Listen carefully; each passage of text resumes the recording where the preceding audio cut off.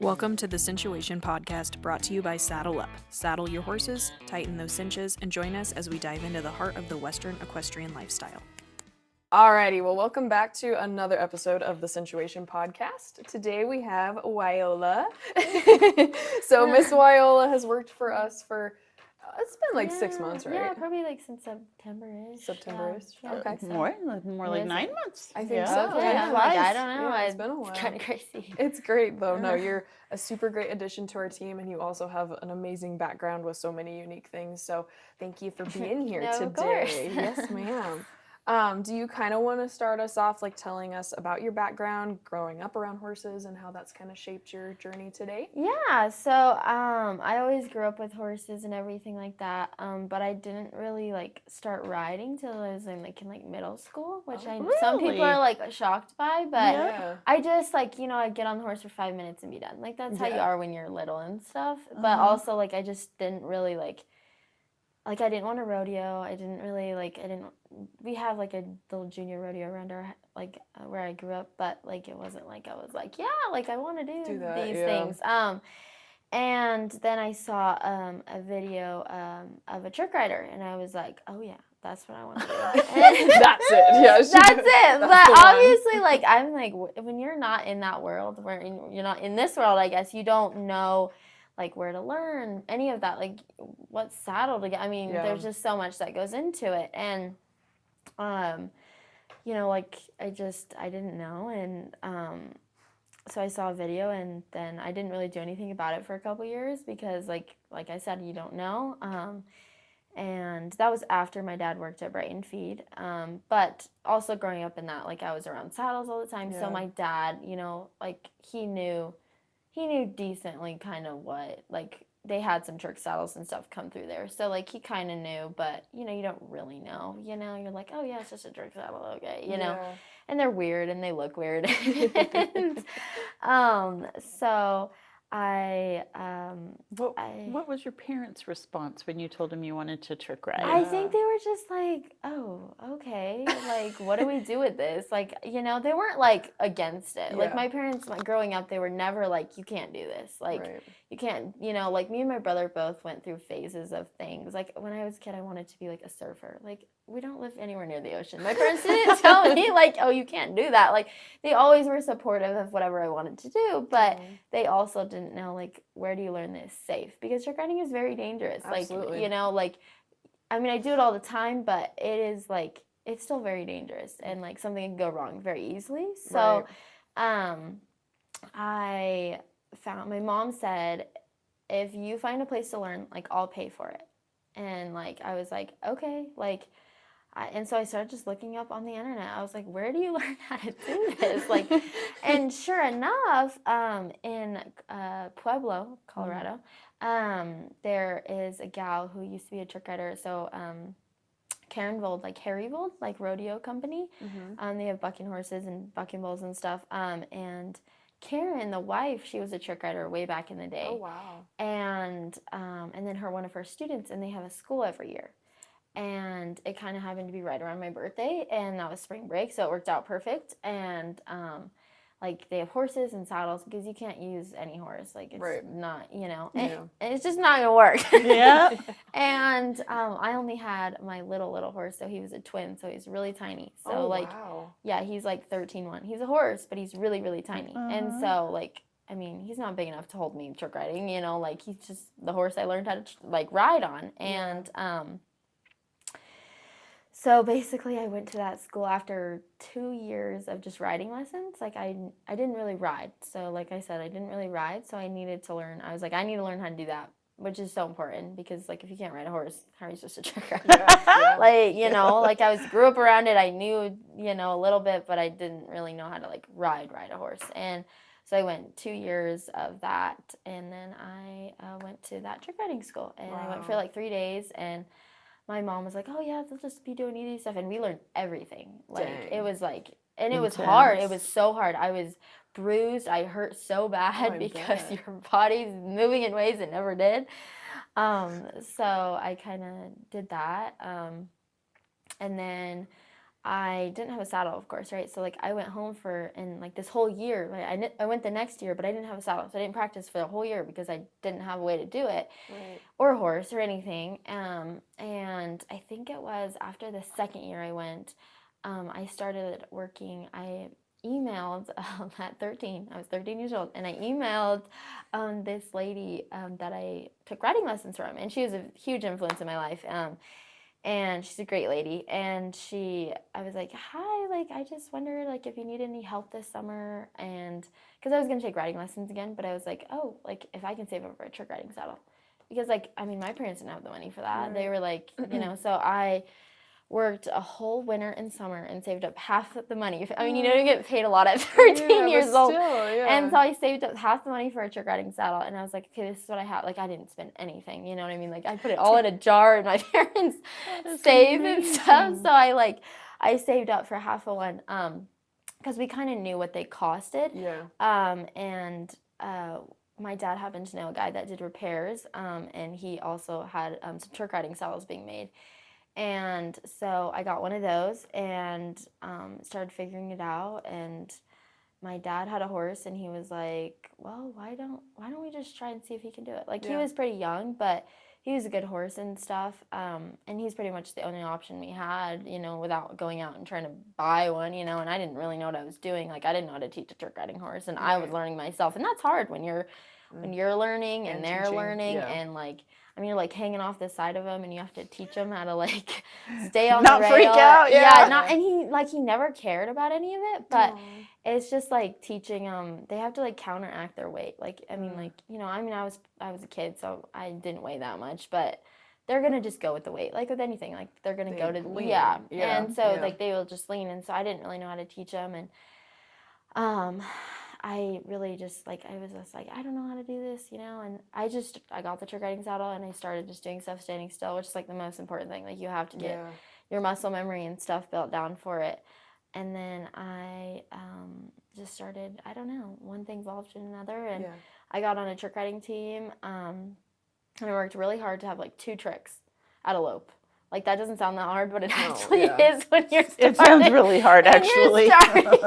Like, I just, like, and most of the time you want to have, like, a pack full of tricks. So if you can't do one right now or something, if you're hurt or whatever, you can go on another one. But I did the hippodrome, so that's where you stand up. And it was really hard. Like, it took me so long to figure it out. And then a lay over the neck. So you basically, like, you hang onto your horn, and then one of your breast collar straps, and you flip over their neck. And I was like, Lindsay's dude, it's amazing. That's so cool. So that was like my other trick, because those are the 2 that like I felt comfortable with, and they're kind of on top of the horse. So he didn't have to learn as much like pulling the opposite way, because I was struggling with that and he was struggling with that, and I didn't really know how to teach him that. And so I was like, okay, I can get these 2 tricks, and then I ended up getting on a team. And it was so fun. Like, we just did a bunch of rodeos around Colorado. It was just like the funnest summer ever. Like, I was just a kid, like trick riding. Like, it was so fun. And we would like, we didn't have a living quarters back then, so like we would just stay in a hotel. Just like, you're just a kid, and it was really fun. And then I ended up getting another trick where you spin onto their neck and then you spin back to the saddle. It's called spin the horns. And so I had those 3, and I was like, okay. But my hippodrome was always really ugly. Like, there's a point when you get the trick, and then you got to make it pretty. You want to point your toes and do all things, make it look nicer. And my knees would always be bent because it's like kind of hard to stand up on a horse when you've never done it. Loping, and you're like figuring out all that. Well, if your knees are bent, it gives you a little cushion. Yeah, when you straighten out your legs, it's different. But then, like, I figured I got a different trick riding saddle because I always wanted a Richard Shear trick riding saddle. They were like what all the pros had, and like for as long as I remember, I wanted to be a professional trick rider. Ever since I like saw trick riding, I was like, yeah, I want to be a professional. I want to be that good. Like, that was always like, I never thought, oh yeah, I'll just do this for a couple years. Like, I was like, no, I want to be like there. I got a different trick riding saddle, and I used to show steers. Oh, okay. Yeah, we talked I know about I'm that going a on little like kind of a rant. No, this is perfect. So I used to show steers, and I had so I stopped doing. I did 1 year of trick riding and that, and it was just too much. That's a lot, yeah. Even though I only showed at like a local fair, like it is so much work, like raising a steer, and you have them for like a whole year almost, and it was just a lot of work, and my heart just wasn't in it anymore. Yeah. So my dad's like, you just can't do both, like if you know, and it's okay. Like my dad did it, so we just like my dad showed steers, and so we just kind of did it, you know, and then I to pay for that other, because it was significantly more expensive than my first one. So I sold my first one to a girl on the team that needed one. She needed a better one, and so I sold that to her, and then I sold all of my steer stuff. Like, I mean, I had a blocking chute and stuff, so you like have a blocking chute to fit them, and that's what they kind of go in. But and I mean, you can sell them for quite a bit. So I sold it to another little gal that was doing 4-H, and I sold all my steer stuff, and I had a little bit more money saved up. And my mom, like, she's super great at like figuring out how to like get stuff. She just has a knack with it. And so I sold everything and sold my trick saddle and to pay for the new one. The new one, yeah. Yeah, but I didn't have like, it was all white. And I had all brown tack, and I was like, oh, this looks terrible. So, like, for Christmas, my family all pitched in and got me, like, matching white, like a breast collar and reins and everything that went into it. So, that's when I started getting really serious with it. Like, I kind of just had fun with it for a couple of years, which is great. Like, you're a kid, like, you need to have fun with it and stuff. But then I started to get a lot deeper into it, and I started really pushing myself, and I was like, I'm gonna like do this. Like, I kind of forgot like really like what my dream was in the end with it. And so I was like, I just kept grinding down, and I got on a different trick riding team, and I ended up hurting myself I fell out of a trick, and that was my big wreck that happened, and I ripped up my knee up, and anyone that has had knee problems, you know that it just takes forever to heal. And so I was off for like 3 months, and then I did like physical therapy, but I knew something needed to change because I was like, I'm not strong enough to do this. And so there's always a fear in it when you're not strong enough to do it, because you're like, oh, I don't know if I can hold myself in this, you know? And so I did PT like a couple times a week, and I had a personal trainer, and I just started grinding down. I was like, I got to crank down and like do something about this. And so then I started doing that, and I trick rode one time that summer because it was like the whole summer I was out and hurt, and then I got a couple tricks back so I could trick ride, and I did it at my hometown fair, and so that was really fun. And then my horse died because he broke his leg, and so so that was really hard because I was a senior in high school at that point, and so like I was like, what am I gonna do? Like, I mean, like, I loved that horse so much, and that was my first trick riding horse, and while I was hurt, I sent him actually to the gal. I ended up getting to train and meet with the gal that like inspired me to do it all in the beginning. So that was a really cool experience. And I sent my horse there for a month because I was like, well, if I'm off hurt, like I want my horse to be able to like be doing this. Yeah, keep him legged up and everything. Yeah, and it just made him that much better. And so but it was hard, but it was a changing point, I feel like, in my life, because I changed everything around. I was like, like, I got to do something different. I started feeding different. I started like massaging my horses before I ride them, like everything. Because I think about like, well, I mean, sometimes I wake up on the wrong side of the bed and I'm sore and stuff, and they have to do this, and they don't get like, I think we don't always realize like they might be sore. They might, who knows? Not be feeling great and they're still gonna go out there and do it for you. But so my dad, I didn't ride for like a whole week because I was sad and everything else. And my dad's like, if we don't get her back on, like, she's never gonna get back on, because it was like, I mean, I was young, I was like depressed and stuff. Yeah, it's literally just devastated in it. And so I started using actually the horse I have now, and my dad was like, and it was his good horse. I mean, like, in the spade bit, like fancy bridal horse, like, and he was like, nope, he's yours. And like, Yeah, he just like, it like, makes getting me like goosebumps. cry, like I talking about it, know. but he like gave him to me because he's like, he's gonna be great at it. And Oh, I know. And so he just did it. Like, it was so easy for him. Just And came like, natural. I think about it, my dad would always ride with me, and he still does. Like, when I practice and stuff, he'll ride with me because it's always, you never want to trick ride by yourself, and just in case anything happens. And so he was always like there, just kind of in the background. And I'm like, he's oh my watching God. ya. watching. Yeah, and I'm like, wow. He's like, I got this. he's like, I want to do this too. And he's an amazing horse, and he's so great, and Aw. so it's been fun. But yeah, And now that's you kind of have your new up and coming guy too. yes. Yes. And I realized, like, and Dooley's like, he's probably 13 now. Oh, okay. And so he's still, Still a young. great age. Yeah, he's absolutely. young, he's mature, he's been through quite a few years of trick riding and stuff, because that takes time. Like, seasoning a horse. Seasoning a horse, yeah. Sometimes they just act like ding dongs, and you're just like, have you ever been anywhere? And that was like the first summer I was trick riding. That was really hard because like they, in a show, in an arena, in a rodeo, they run so hard and so fast, and you're like, they don't practice that fast, so you're like, holy smokes, okay. And trick riding, you're like, okay, I've never done a trick this fast on you, but we're gonna go for it. Like, that's what's going through your head. And so it's a lot to like take in and stuff. And I was still on a team at that point. And so luckily there was a couple of us and stuff, so it was super fun that summer. But then I went off to college, and I went off to college, and I took him with me, which everyone thinks is crazy. They're like, you took your horse college? I'm like, well, I'm not gonna leave him here. Like, I'm not gonna leave him here. And so then I just was like, I didn't have an arena for like a month in college because I couldn't find one, and I couldn't practice at the college because of some liability or something. So then my mom was calling around to a bunch of like different indoors and stuff that I could just go like a couple hours. If I drive 2 hours, I can go rides to something. And I found a great guy, and I ended up just like, I could come anytime I wanted, and he was the nicest guy, and his family was wonderful.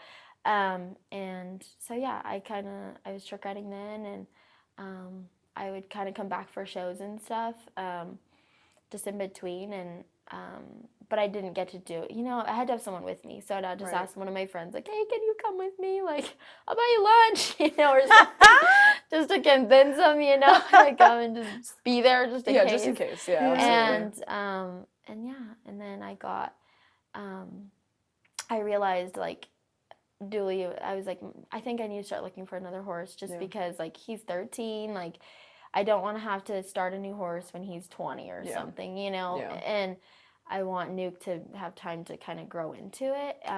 And my dad was actually at our neighbors, where I got him from, and he was cutting horse, and he just wasn't like fast enough, and they're very competitive, and that's a super competitive deal. So he just wasn't, it wasn't his thing. And so they were like, well, you could just take him for like 6 weeks, 8 weeks, just try him, see if he can do it, which is amazing, because like, when you're way huge. Yeah, when you're like, I can't afford to finish trick riding horse, who could? And I also kind of like to teach them, because then they do it my way. It's your style. My style, the way I want them to do it. And so I just took him, and he just did it. Like, it's just crazy. I was just like, oh my gosh, okay. And he's only 5, and I'm just like, he's so young, and I always was like, you can't ever teach a 5-year-old how to do this, like, in my head, and there I am. So he's just wonderful, and he just fits right in, and he's just awesome. So that's awesome. I love that. I'm really excited to put him in a show and see what he does, and he's just so calm and collected, and they spent so much time just training him with everything, and I kind of did some different things, got him a little softer in the mouth, things like that, because like, and just getting him to stop, and he always stopped like that. I mean, just plant their butts, like, that's the kind of style they had, and it was just wonderful because he could stop. And in trick riding, you want your horse to stop when they need to stop. Want him to stop. So it was just really cool. I feel very blessed that I even have the opportunity. I never thought, like, I graduated from college, and I never thought I would be able to get another. I mean, you're right out of college. You don't think you can. And it just happened. So I feel very thankful that I was able to do it. And That's So, awesome. And then now you went away from a team and you have your own yes. trick writing business now. Yes, when I went to college, I was like, I can't do it. I'm so Yeah. far away. It's not fair, and I just want to do my own thing. Like when you're representing yourself, you can build your own brand and stuff. Yeah, So that that's makes what I sense. kind of wanted to do with That's it. awesome. But yeah. I love that. Yeah, everyone growing up always called me Y. So like you guys call me Y. Like that's what, I don't know, that's just the nickname. And so I came up with this thing, and it's Wild West Y. And I don't know how I came up with Oh, it. that's fabulous. Yeah, I just Yes. came up with it one day. I was like, perfect, though. that'll work just fine. And Uh-huh. so I ended up getting in touch with this lady who does a bunch of logos and websites and posters and everything for all these trick writers. And we just like hit it off. And she is just a huge blessing in my life. Mm-hmm. And she's one of my sponsors, and she's just wonderful and so talented. And she created my logo for me. I was so excited. Like, that moment you're like, wow, this is becoming real. Like, I'm having my own thing now. And after being on trick writing teams for 5-6 years. And so I was like, oh my gosh. And so I just did it. And I was like, I'm just going to do it. Like, I don't know.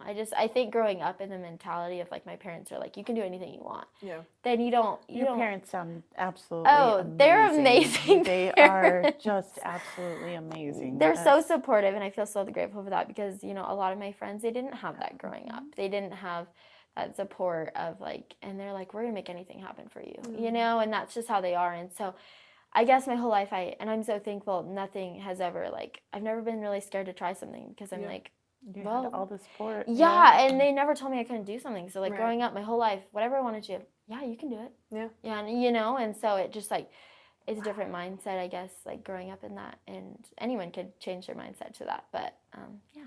So what did your parents do with their horses just in general when you were growing up, like before you rode and stuff? Yeah, so my dad, like I said, worked at Braid and Feed, which y'all know, for a very long time. And when he started working there, he was 16, and so he. Oh my gosh! 16. Wow. Yeah, 16. Oh my God, so I like, didn't know that. we're like family with them, like Yeah. forever my and ever. And gosh. my grandma, she did hair, and she also watched their daughters. Oh wow. So it's just like this whole thing. Like we've known awesome. Roger and Werner for years, and we're still very good friends with them. And so, they did a lot of buckaroo, Buck Brannaman, that kind of style, vaquero-y kind of style of, like, that's what they had in their, Wade saddles, that kind of thing. Yeah. And so my dad bought his first, so he had ponies when he was a kid. Him and my uncle had ponies, but they were just naughty little things, just naughty little things. And so he had a horse then, and then, you get older, you can't ride the ponies, did 4-H, kind of didn't really do anything. He did livestock judging in college, and so he didn't really have horses, didn't really ride, but he worked at Brighton Feed in the summers, and he went to NJC, so it's like a suitcase college where you come back every weekend, back home. Right. And so he would work on Brighton Feed, like, on the weekends, and, like, he would...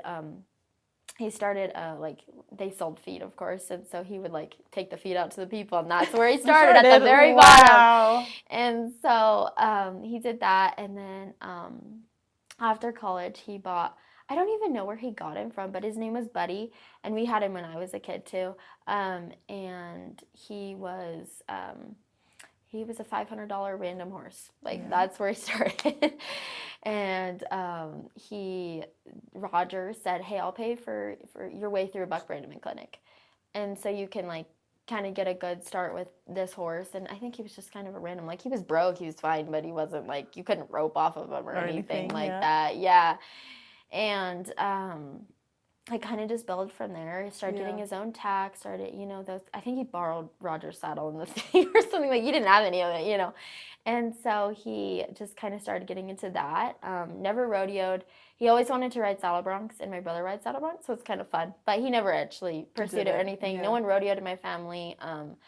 We're the only horse side. Like, my dad is the only one that ever really pursued horses. Wow. Yeah, so it was kind of... my mom, she doesn't ride. Like, she took riding lessons in college and stuff, but she's not comfortable, and she just doesn't really like it. She's like, you guys do it. I love the horses, but I don't want to ride them. That's her thing. And I'm like, hey, that works, Mom.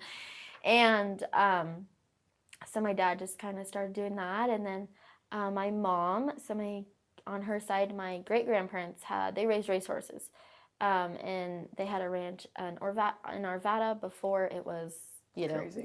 city Arvada. Yeah. Built up Arvada. Yes. Yeah. And so they, because my great-grandma grew up in Kentucky, so that was kind of, Big thing, yeah. mhm. Actually, in the town that she lived in, they were the first, they had the livery stable, so like that, where you like run in the horse or whatever, and then they had the first taxi car, so it was kind of cool. That's Like where, I wow. think it might have been, I think it was like Lexington or something, like literally, Yeah. or something like Yeah. that. So it's kind of crazy. And then my grandpa played professional baseball, so they moved around, and they had like 5 kids, my grandma included in there, and they just traveled around, and he did that, and then they somehow settled here. I don't really know how that ended up working out, but the team that was here, I think it was Denver Bears, I think it was. That might not be right. I forget. Okay. Whatever it was, he managed the team, and so they settled here, and then so my mom always grew up around horses and everything, but racehorses, that's a whole different deal. That's a whole different deal. And so my mom went to college, and one of our reps, Blaine, introduced them, and so Blaine. yes, Blaine, and my mom was so mad at him because and my dad wouldn't call her back after their date. And so my mom was like, "Are you kidding me, Blaine? What the heck? You said he was a good guy." All these things. And it ended up working out. But like ghosted her yeah, on the first date. So anyway, so it's kind of funny. But yeah, so and then they got married, and they had cows and stuff, and my dad had a horse, and we ended up getting a guy my dad worked with at Brighton Feed he did pack horse stuff and pack horse trips. So they had this really, really old horse. I think he was probably 24 by the time we got him, but it didn't matter. We were kids. We just needed something that was safe and good. And he was actually blind, and that was my first like horse. And he would just follow. Like my brother would ride Buddy, and I would ride Paleface was his name, and he was all white. Paleface. Yeah, he's all white, and we would just like follow each other around, and that's where it kind of started. But I never really got into it until middle school, like I said. So Wow. That's so cool. yeah. I love So that. yeah, no one rodeoed, and I just decided, I guess, that was what I wanted to do, and I just did it. So. Yeah. Follow your heart. Absolutely, Yeah, absolutely. so. That's cool. Well, and then on the flip side too, on top of your trick riding stuff, you're also with Silversmith. You want to tell us a little bit about that? Yeah. So I had no idea what I wanted to do with my life. In high school, I thought about it. My parents were very like, yeah, go to college, figure out something you want to do. And I just was like, everything sounds so boring. Like, I cannot work an office job. I could not sit on a computer for hours and hours and hours. That is not my strong suit. And, but I was always like, growing up through, like, I had an amazing art teacher, loved art. That was my favorite subject. I was always very creative. Even just playing, like when I was a kid, me and my brother were so creative and always came up with things to, like, we would just make our toys practically, out of just random stuff. Like, that's how it was. And so I always kind of had that creative juices in me, but I never really did anything because I was just like, well, I don't know what to do, like I never had really even, honestly, I didn't even know silversmithing was a thing. I just didn't know. Like, I had no idea. I know there was handmade stuff, but I didn't, even the tack side of it, right? Just like handmade conchas, what? I didn't know that was a thing, like I didn't even know there were conchas. I just was so clueless. I had no idea. My dad put like tack together for me and I used it, I didn't know. And so I was a junior in high school and my brother's 2 years older than me. So he wanted to college rodeo. So my mom was looking for colleges for him. And rodeo colleges for him, and Macelands, where I went, happened to be in like the top 10 or whatever. Oh, wow. So even though it's tiny, but it was just crazy. They were really good. And so we went on a tour. My mom's like, let's just go and see the town, see if it would even be your thing. They have this really cool silversmithing program. I was like, what, Mom? What even like is that? Yeah. And she's like, oh, you like make horse bits and like spurs and Native American jewelry. There's a little Navajo guy there. And I was like, okay, I guess. And I got to the town, and if you ever go, and especially the way we went into the town, like if you ever go to Tucumcari, you're going to be like, what? Yeah, I've never even heard of it. What's the name of it again? Tucumcari. New Mexico. It's like an hour and a half from Amarillo. Okay. So it is like, I mean, boarded up buildings. Like, it was the thing of like, I was like, whoa. Where Because We're going basically, back like, to the Old West. yes, so like the Cars movie, which is crazy. Route 66. I lived right on Route 66. Aww. Literally, like, I could walk out to Route 66, like where I lived, and That's so it was cute. really kind of fun. But there was a bunch of boarded up buildings because basically the highway they built around it, which is a big highway. It like connects all the way to Colorado, basically. But the town just got missed. So like in the Cars movie, that's literally how it is. And like the people actually that made the Cars movies, they went all down Route 66 and like did it. Like came up with the things and like it's kind of funny, like Radiator Springs, like in the movie, like RS that's on the mountain, there's a T on the Tucumcari Mountain. So it's kind of fun. They like went along and like came up with the cool ideas. And back in it's like 50s, like that's kind of how it is. Like there's a lot of like old 50s hotels and stuff there. So it's cool. And there's neon signs and all of that kind of stuff. So it was really cool. But the way we came in, it was just like boarded up buildings. And I was like, Mom, where are you leaving me? Yeah. And I was like, I mean, thank gosh I was a junior in high school. So like I had time to figure it out. But still, I was like, oh my gosh, like, Mom, I don't think I can live here. Like, this is insane. And we went and like, we saw the town and we went to the school and kind of like saw what it was like, and all these guys and girls were just in the shop just having fun, like making their bits and spurs. And there was Mr. Ross, the Navajo guy that taught me.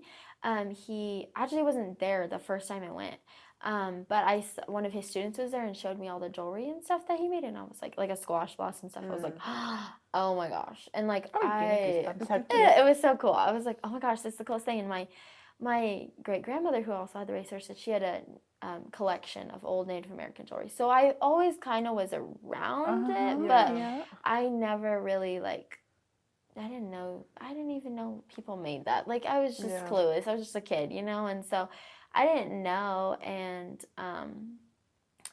so I was kind of always around it, like I said, and stuff. And then Eddie Martis, he's an amazing engraver.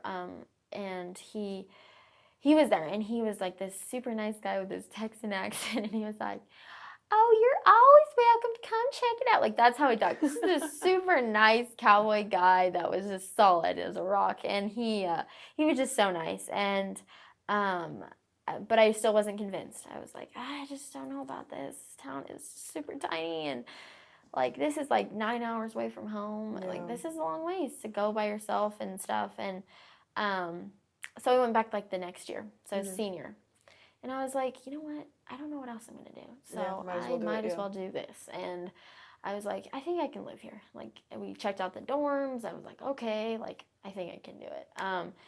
And so I was like, yep, that's what I'm gonna do. That'll work. That'll be something. Like, I don't know. And so I moved after I graduated. I moved that following like August or whatever. And I was like, wow, this is a big adjustment. Living by yourself. Like, I lived in the same house my whole life. So, like, I never moved, like, any of that. So that was a big adjustment. But I think, gosh, I had my horse because I could go and ride him and be like, okay, I'm going to make it, like, because it was hard. Like, it's so hard moving away from home. Adjustment. And, like, my parents, they came down and visited and stuff a couple times, but it's a big adjustment. Well, and that's 9 hours, so it's not like it's just a hop, skip, and a jump. It's like a full day. Yeah, but I was so thankful I went because, like, I think it's so good for kids to do that. Like, go super far away home, figure out who you are. Yeah. I figured out who I was without my parents, and funny enough, the guy, so I couldn't get into the jewelry classes. I just did the bit in Spurs for, like, a whole year. I couldn't get into jewelry classes. They were super full. I couldn't get in. So I was like, okay. But then for Christmas, of course, when you start doing that stuff in school, you're like, I got to make something for my parents, my family, and everything. And the guy that I was talking about, his name is Tony, and he was the one I saw all of his jewelry when I went the first couple of times. I was like, I really want to make a bracelet for my mom. Yeah. But like, silver is way different than welding. I mean, soldering silver is way different. And he's like, you order it from a certain place, and I didn't even have an account with them. Like, I have no idea. You don't know what you're doing, and I didn't even know what I needed. And he was like, hey, like, we'll order the stuff, and you can just pay me, and I can show you how to do it, and I'll help you build this, even though I wasn't in the class. And Aww. so I went in, like, on my extra time, and he showed me how to do it. And it was like, it has a big red stone. She, of course, still has it. And she was like, you made this? Because they didn't know I was making jewelry. Aww. So, like, they didn't know that. Yeah. Like, my dad, I showed him that I made it. But, so it has a big red stone in the middle of it. And he gave me the stone. Like, he literally gave it to me. And, like, now I'm like, oh, my gosh, that was probably, like, an $80 stone. Like, oh, my gosh, And then there were 2 little orange ones on each side. And it has, like, a rope kind of thing in the middle, and then like 2 plain ones. It is gorgeous. And so he helped me do it, and I was like, dang, I kind of like doing this. And so he helped me make a ring, and then I finally got into classes, and I wasn't advanced, but I kind of knew a little bit because I was in like jewelry 1, or whatever. I kind of knew a little bit because I made that. And so then I started kind of making some stuff, and I was like, I think I'm just going to make a business out of this. Why not? I didn't work in college because of just classes and stuff. It was just too hard. And I was like, I can earn a few extra bucks, and heck, I'm just going to do this. And so I talked to the lady that made my logo for the first one. And I was like, hey, like, I'm started Silversmith, and I wonder if you could make a logo for it. And so I just started doing it. And my mom's like, oh, geez, okay, Wyollah. Like, that's what she thinks sometimes. I just kind of do stuff at the seat of my pants. I fly by the seat of my pants, I guess. But I was like, I'm just going to do this and create this. And when you first start, you kind of just make pieces like the way someone showed you. You kind of do it like their style because they showed you. That's what you know. You only know this one way, and there's 100 different steps. Now I don't even think about it, but there's 100 different steps when you're making something. Different styles. And you have to kind of figure out your own style, and also just getting like clean with your work. Like, stuff's gonna be messy. You're gonna have solder in places it shouldn't. Like, you're just figuring it out.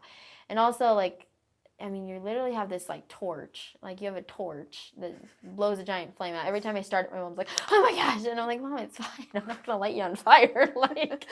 And so once you figure out the control of your torch and, like, how easily silver can melt, I mean, it melts like that. And it will literally just vanish. Like, it's the weirdest thing. That's crazy. So, like, learning how to do that and not melting stuff. And so I kind of go through the year, and I started an Instagram page, and people were so nice, and like people I knew would be like, hey, can you like make this? And I was like, yeah, I can sure give it a shot. And so then I just started making some things, and then I ordered my like first, like, I was always using his stuff because I didn't have anything, and I would just pay him and just be like, here's some money, like for the silver and stuff. And I created like my own account with it. I get all my stones and everything from a place in Albuquerque. Well, actually Gallup. They have a couple different locations, and I call them and I tell them what I want, kind of thing. It's like a phone order kind of deal. Like, how we do it. And so I created my account with them, so everything was on file. So they just had to run the card, kind of thing. So it's super easy. And I got this whole thing of stuff, and my mom, like, I made all this stuff, and my mom's like, dang, I'm impressed that you like could sit down and do this, because I mean, you're out there all day making one piece. Like, that's how it is. You have to have a lot of patience for it. And just getting my own stuff, my own torch, my own tool, like, you just don't have that, And so my work was really messy, and I wasn't clean. And I was like, I just am not even proud of this. Like, this is just ugly. Like, this doesn't even look good, And so I just started really working at it. And it was just crazy. Like, it just all fell into place. And like my grandpa passed away years before I started all this, but he had a torch. Oh. I didn't know. Jeez Louise. And so I use his torch now. Like, so it's kind of sweet. And it is. And my dad had a belt sander. It's like, and so I used his belt sander. And my mom had this friend that was going to start silversmithing, a Highland person, because my mom runs the Highland Cattle Association. So she had this lady that knew, like, or had all this stuff. Yeah. And just gave it all to me. Wow. And I was like, oh my gosh. You've been really blessed. Oh, I have. I have. I'm just like, it kind of it's just blows my mind, honestly. I'm just like, what? Fabulous. Like, it's and I absolutely think, wonderful. I'm going to do this someday for some kid that needs this, because like I got these opportunities. You I pay got it these forward. things, I have no doubts. You have that in and your it's heart. just crazy. Like, And so she gave me all this stuff, and I just started using it, and I don't know, just kind of one thing evolved to another, and I started working really hard at it, and started really taking in everything Mr. Ross said, and everything, and started just finding my own, like, funky, weird style, and, like, just what I liked, and, yeah, I don't know, and then I just started doing it, and did it more, and got better at it, and just take a lot of time, and I think I've been doing it, like, 3 years now, so just kind of figure it out. You make some really beautiful stuff. I know we have some stuff on consignment, and Morgan finally I during know, the she's sale, like, I have to buy that, like, and just your rings and stuff. Yeah, so I know Morgan bought her little she did. She's like, I just need necklace. it. And Yeah. it looks so cute. She wears it. It's just fun. Like, you just figure it out. And my big thing before I left school was to make a squash blossom. Yeah. I was like, that's like kind of the main big piece in the Native American jewelry. I was like, I want to learn how to do this. I made bracelets, I made pendants, I made all rings, like I got all that. But I'm like, I want to make this. Yeah. And so, and I couldn't get into the advanced jewelry class because I hadn't took the class before that. But I made all that, like I could make that stuff. So I was like, and my teacher, I sat him down, and Mr. Ross, he's like my height, this little adorable little Navajo man that's like 83. And I was like, I really want to learn how to make a squash blossom, and I want to make everything on it. Like, because you can buy the beads, you can buy the blossoms and stuff, like, but I was like, I want to make it all. Yeah. I want to do this. And so my dad was still there because my truck was, like, in the shop getting worked on, and so he drove me to Albuquerque, and I got all the stones. Wow. And this is the one I made, the one I have on right now. That's and beautiful. so It's amazing. I was like, I got all the stones, and I just started, because I could make, like, the cups and all that, but I didn't know how to make the blossoms or the beads. And so, or, like, the back, there's, like on the back of them, there's, like, these little deals, pipe, it's like a piping kind of thing. And so he just showed me one step by one, and I just did it. I don't know. Stunning. And I spent hundreds and hundreds of hours on it, but I'm sure, I don't even know, but and that's when I really was like, dang, okay, I can do this. And then I finished it early because I had a whole semester to build it. And I finished it a couple months early, and actually a month early. And I was like, I'm going to make a concho belt. Why not? I'm just going to do it. I'm just going to figure it out. And he was like, okay. And you do you. And so I put bear claws on it, and like the one I wear sometimes, and I made bear claws, or I not made them, I got the bear claws, and I put them on there and figured it all out. And then I was like, okay, I can really do something with this if I want to. And yeah, I don't know, those are the two kind of big pieces I made that like really mean a lot to me. Because my grandma has it now, but there's an old squash blossom in my family, so I mean, I've seen it my whole life, you know. I mean, she wore it all the time, and so I feel like it was always kind of peeking in. I just finally did something about it. Kind of discovered it. Yeah, I kind of discovered it. So, yeah, then here I am, I guess. I don't know. That's so fun. Yeah, though. it is fun. It's fun to just go wild with it and just make whatever. Yeah, so make it your own. Yeah, and once you get, like I said, the torch deal figured out, then you can just make anything. I mean, you really can. And like your once you style is so you and unique, and so I mean it. Yeah, your passion really follows who you are as a person. Like you're just a ray of sunshine all the time. You're just like amazing. She tells me, I have an ornery side. I'm like, yeah, you always, You guys just don't talk me down. Being right next to my desk. I know, like, she talks me down like, all the time. Okay, go eat some lunch, go get some food. Yeah. Go walk around the block if you need to. Yeah, it's fun. I don't know. I think it's good to have a positive outlook versus a negative, because it's going to just change how you deal with every single thing. And like, I think that's just like, and I was not always like that. Like I was like, I would get mad and angry, and I was not always a happy person. And like in college was hard. Like you just have to figure out so much stuff, and like just who you are, and there's just so much that goes into it. And I feel like there's just a turning point, and I was like, okay, like just maturity and stuff. And then I just was like, you know, I'm just going to have a positive outlook on it, and it's going to just be better. And my mom's a very positive person. Like, she's very like, it's all going to be okay. Like, it's going to be fine. And I'm like, okay, you know. And like, so I think that's a very good influence on my life. Yeah. Just my mom and my dad, and they're both very like positive about things. And That's, I guess, where I get it from. I don't know, but so yeah. That's Yeah, awesome. that's though. kind of the. And you made, I know we've kind of talked about it a little bit, but you've made bits and Spurs, right? And didn't you win an award? Is that correct? Or what was the... So, I've won some scholarships and awards through that. Right. And just, through that and stuff, which I'm very thankful for. That helped me get through college, and my mom was so good about that. And, like, I think that's so good for... I'm like... I mean, you're getting free money to go to college. Like, put in the work and do it so you can, and so through that and stuff. But yeah, kind of, sort of.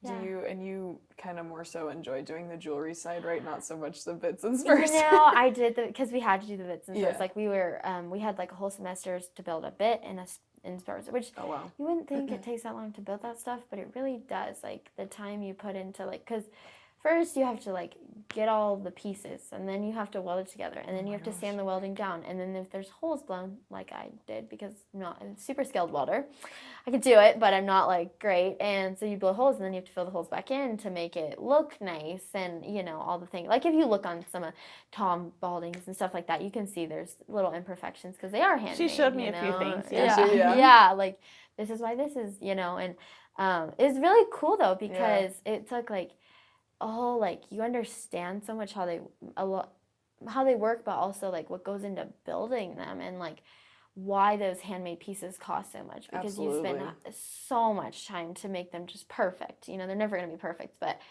to put all that time in. And so I built 2 pairs of Spurs and 3 bits. Wow, that's a lot. It is kind of a lot. And yeah. I still have them all, so I never got rid of it. I gave my dad my first pair of Spurs I kept for myself, because I was like, I spent a lot of time, and I would totally change them if I did redid them, just because you get better at things and you get more creative and stuff. But then I built my dad a pair, because, of course, like, he needed a pair, like, he wanted a pair, and I kind of kept him a secret. They didn't really know what it was. Like, the first pair, I would send the pictures, everything I was making, every little piece that I made on it. And then the second pair, like I said, I was starting a second pair, but he didn't know. And so then I gave it to him for Christmas.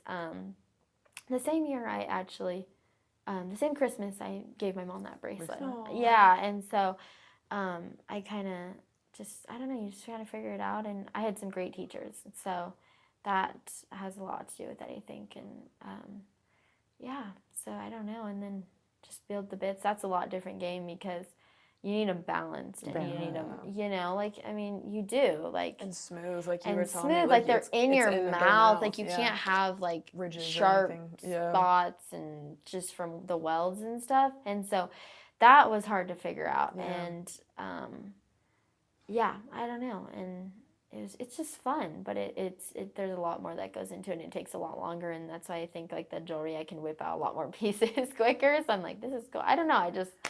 I liked the jewelry, and it's crazy. I never really, like, was a jewelry person. Mm-hmm. I never wore jewelry, and now I'm, like, smothered in it. But, like, I never really, like, wore it. And That's then funny. I just, like, I had one turquoise ring, and I bought these earrings, like, way long ago, and I had a belt buckle, and that's all I wore. That's the only stuff I wore, and it was just, like, it kind of started, working in my life, and then I just started, I don't know, I just loved it. And it was so beautiful. And I was just like, oh my gosh. And it was so hard for me not to keep things. And so. Where do you get your inspiration for your pieces? Does it come as you go, or is it before you start? I just lay stuff out. So when I get an order, I usually, I never did it before. And then I was like, I really need to start drawing stuff out so people really know what it's going to look like. And so I just start drawing on paper, like, what I kind of want it to look like. And it's really nice when people give me that creative freedom to do it, because then I can just go wild with it. And I just start drawing it out, and then sometimes when I start actually, like, you get, like, basically, like, and stuff, like, you get this rope looking border, you get some berry looking border, and then you can kind of just like put it in there, piece it together how you want it, like castings and stuff like that you can put on there, just stuff like that. And so I just kind of, I don't know, it just kind of comes together, and I know what I can do, and so and I know what I've done in the past, so then I kind of change it, do this different, I don't know, lay it out, I don't know. You just kind of do it. It just does it, yeah. Yeah, I don't know. Once you do it enough, it kind of just flows. But Right, yeah, once you get that vision and an idea, yeah, it then just you're kind like, of okay, flows out there. yeah. How did it feel when you sold your first piece? It was just a very surreal feeling. Oh, I I was bet, like, yeah. oh my gosh, like I can make some money from this. This is fun. Yeah. And I like, my mom always worked an office job, and I have nothing against that. Like, you Right. go if that's what you want. I'm just not. I don't Yep. think that way, and so We all have different gifts. yes, so you and that's just gotta not one of capitalize mine. on it, Yeah, and so I always saw her doing that, and she would always work at home doing it. I'm like, I never want to have a job. I have to work on a computer like that all the time. Like, and that's no offense to you guys. You guys do a fabulous job. I don't want either. You guys do a fabulous job doing it. I couldn't stay focused doing that that long. Probably I could if I had to, but I just was like, I always want to have a job that I just love and that I just enjoy. And like, life is too short to not do something you enjoy. And so I just was like, I can do this. Like, I'm gonna just do it, just figure it out, and I'm just so thankful. Like, everyone around me, I grew up in Keensburg, very small little town, and so just a lot of support around me, and just people like, they bought my stuff when it wasn't good, and like, you know what I mean? It's just so sweet just to do it, and it's just so nice of them to like believe in me enough. And even people just. But those little people in Keensburg, someday they're gonna say, "I have one of the very first pieces." That's true. So, yeah, it's gonna be extremely valuable someday. Yeah. To Well, them, maybe, so. but I don't know. That's awesome. So, do you do a lot of like custom orders? That's all I do. Really? Okay. Oh, practically. I mean, I have a list right now I gotta get through, and that's awesome. so like, right, I work my 3 days a week here, and then I do that, and it keeps me busy, and I'm out there all day, like literally building like one piece. Like, it just takes so long. Like, pieces like this, no, that takes a month or two. Like, if you're really working at it. But a bracelet or a ring or something, like, I can build it in one day if I really focus and grind down. And that's also a thing that it's been hard to figure out. Like, I'm at home, like, I gotta stay focused. I gotta do this, like, just figuring that balance out, and balancing that work and trick writing was kind of a hard balance to figure out, and all that. So Okay. Kind of back to your trick writing stuff. I know you have goals and dreams, which you will, I have no doubt in my mind, to go pro. Like, walk us through, what does that look like? Because I know in the Rodeo Association, like, every kind of discipline looks a little different. How do you obtain that kind of pro card or pro status? So trick writing is a whole different ballgame with, like, which it's still hard enough when you buy your permit and have to fill it, like with the other events. But I'm hired to come to that rodeo. Right. Like, and that's hard because, like, they're paying you a lot of money, and you got to put on a good act that entertains the crowd and stuff. And that's, like, also figuring out your own style with it, everyone, we're all doing the same tricks, but it all looks different, and it's all cool in its own way, and everyone has their cool little way of doing it. But there's a lot I want to do with it that I haven't really got to yet. And with the pro card deal, so you have to get letters of recommendation from some of the top 5 acts, and I've been so fortunate. Madison McDonald, she's a lady that it's Madison McDonald Thomas now, but she's married and has a little boy, and she was the one that inspired me to start the whole thing. And I got to learn under her a lot and learn her way of doing it, and everyone has different ways, so you've got to kind of pick and pull from everyone. And she's an amazing trick writer, and she's trick wrote at NFR like 10 times or something crazy. Like, she's an amazing trick writer.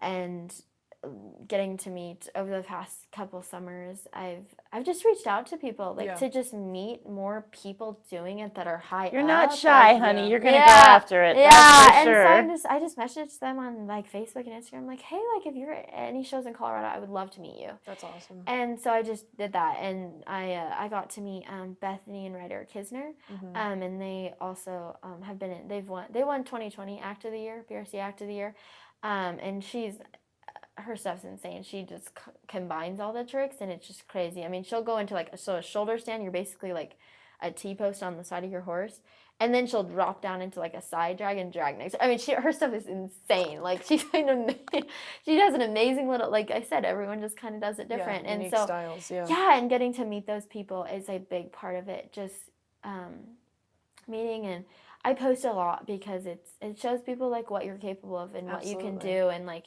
you know, I'm old fashioned in ways. I'm like, I don't want social media. It's so annoying. Like, it's, you know, but you have to. And, but it also is like, you get to meet so many people through that. Like, I know of trick riders and kind of know them through that, but I've never met them, you know, I mean, but it's just amazing to like, kind of let it grow. And so that's what I've kind of done. And then,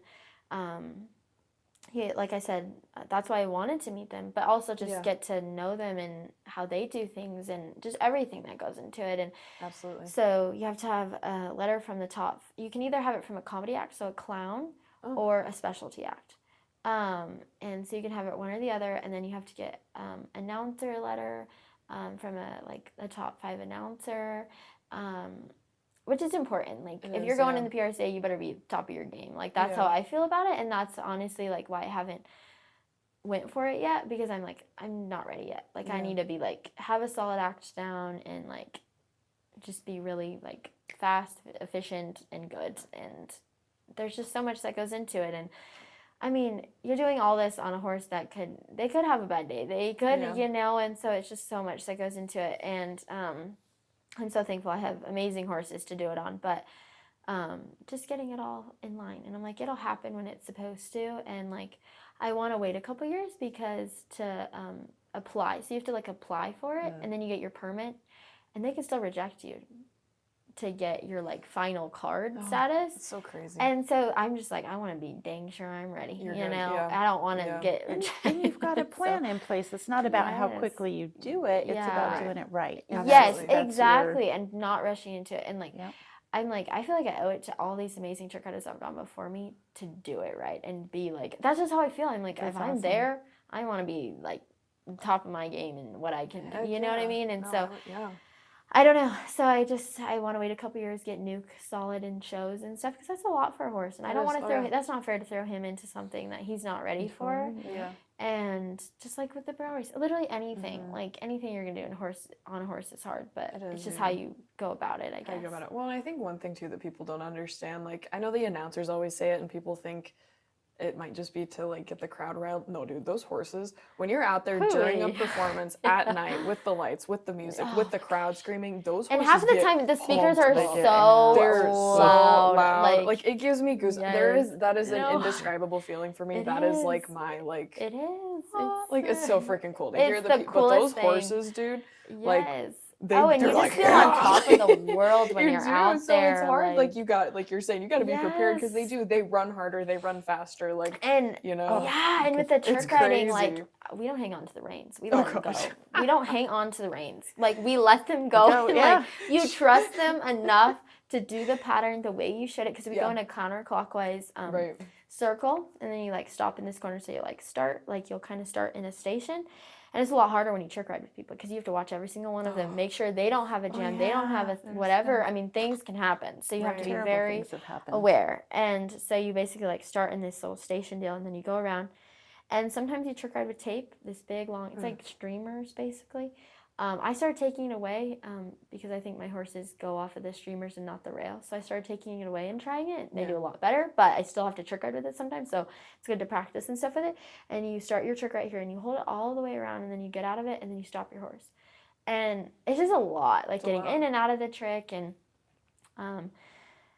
but once you you spend so much time practicing and getting a new trick. And like I try to have a new trick every summer, because I'm like, well, if not, I'm not going to get any better. So I need to push myself and get better. And once you finally get that trick and you've been working months at it, it's just the best feeling in the world, you know? That's so cool.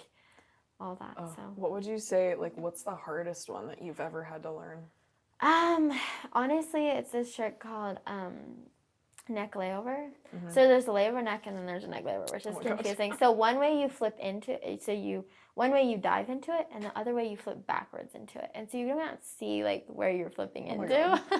And that was I wanted to do that trick, and no one really does that trick. So it was well, you can see why, but but I was like, I'm going to get that. I'm going to figure it out. And so, and it's weird. In my horse, you hang on to their mane with one hand, and you hang on to the horn with the other. And our horns are this tall, you know, metal.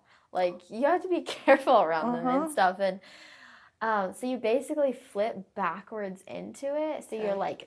like you're sitting normal, and you hang onto your arm, and then you flip backwards, and then you land on their neck, and then you grab the mane, Dude. and then you also are hanging onto your stirrup, Oh my God. because you have to like be able to get in and Back out of it, yeah, back out into of the it. saddle, yeah. And so like I was just like, I'm gonna figure this out, and I learned another way before how to do it, and I Yeah. just couldn't figure it out.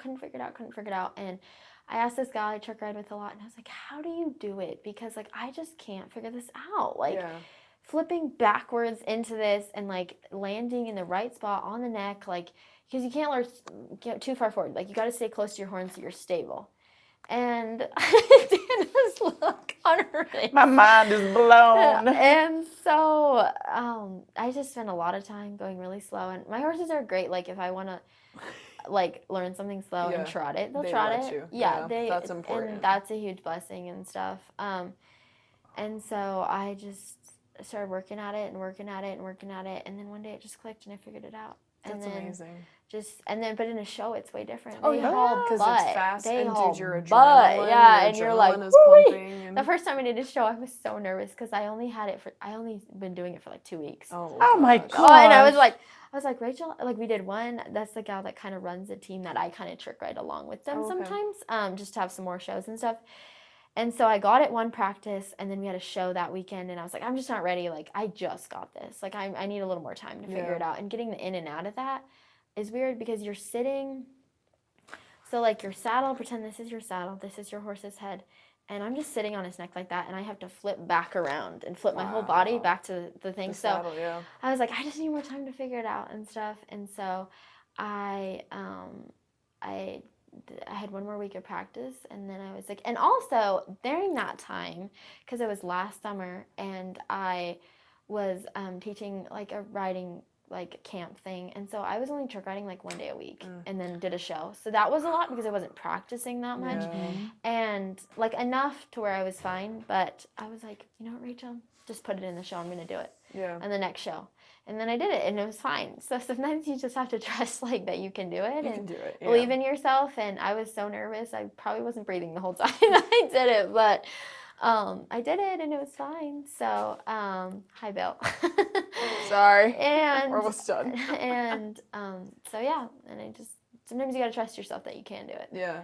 And so yeah. Well, makes a lot of sense why you go to the gym. Yeah, I know. I'm always like, Oh, I'm going to the gym after work. Like, that's why. She tried to show me this one. We were going to go ride together, and she was trying to show me this one on the saddle stands, and she's like, I'll show you if we go ride. And I'm like, I will fall off.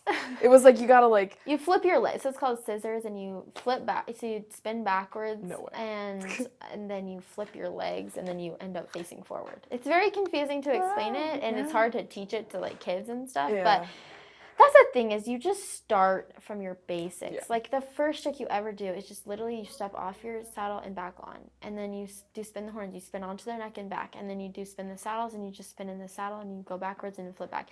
And so it all builds off of each other. That makes sense. And like when you start a horse, you build it off. Like you start just doing a fender, which is just on the side of them, and then okay, now I'll do a Cossack track. So that's when you're hanging by one leg. That's kind of the main one you see people do. And so then you do that. You kind of just build it up, and then eventually before you know it, you got a lot in your bag. Yeah. And so it just takes time and patience, and which I know you guys think I have, but I don't. And and so yeah, I don't know. It just kind of all came together, and I just feel so blessed that I was even able to have the opportunities that I have, and just like it just kind of flabbergasts me sometimes. I'm just like, what?